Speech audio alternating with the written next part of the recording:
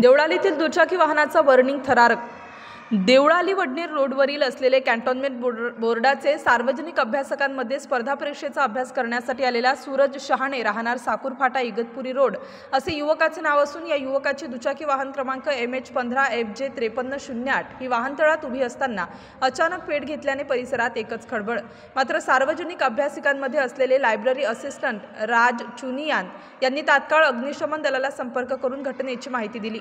तात्काळ घटनेचे गांभीर्य बघून राजसह इतर वाचनालयात आलेले विद्यार्थी व नागरिकांच्या मदतीने fire extinguisher dry chemical powder वापरून आग आटोक्यात आणली। या संपूर्ण घटनेत कोणतीही जीवितहानी झाली नाही, मात्र दुचाकी वाहनाचे मोठे नुकसान झाले आहे। नेमकी ही आग कशामुळे लागली हे स्पष्ट नसून वायरीच्या शॉर्ट सर्किटमुळे ही आग लागल्याचा आणि ही घटना घडल्याचा अंदाज अग्निशमन दलाच्या जवानांनी व्यक्त केला आहे।